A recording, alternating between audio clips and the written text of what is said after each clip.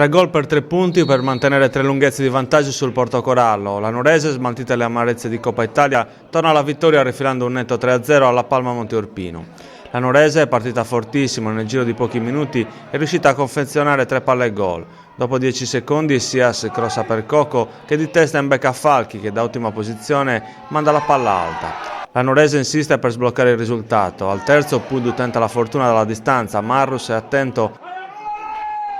I verdi-azzurri protestano per un fallo in area su Falchi, ma l'arbitro lascia correre. Il penalty invece l'arbitro Cozzolino lo concede all'11° per un fallo inesistente di Arrus su Falchi. L'attaccante è servito in profondità, entra in area, il portiere in uscita devia la palla, ma per l'arbitro il rigore ed espulsione.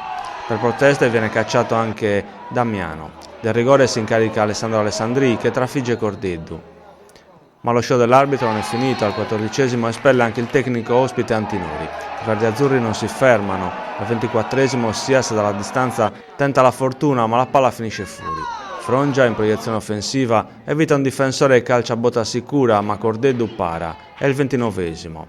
Il meritato 2-0 arriva alla mezz'ora con Usai che di testa insacca la punizione battuta da Alessandri. I verdi-azzurri vogliono chiudere la pratica e cercano il 3-0. L'ultima azione del primo tempo è al 45° con Falchi che con un tiro velenoso sfiora il palo. Nella ripresa il copione è lo stesso ma i ritmi rimangono bassi. La Palma gioca in maniera ordinata e al 12° Medda di testa costringe Deliperi alla parata. La Nuorese riprende ad attaccare e al 18° Sias si invola sulla destra e serve Falchi al centro che viene anticipato da un difensore. Al 24° Coco imbecca Falchi che di testa impegna Cordeddu. Al 26° è Sias a tirare dalla distanza, ma la palla finisce fuori.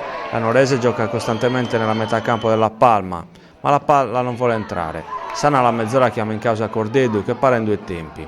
Il 3-0 arriva allo scadere su errore di Litera che con un retropassaggio serve involontariamente Emanuele Alessandri che salta Cordeddu e segna a porta vuota.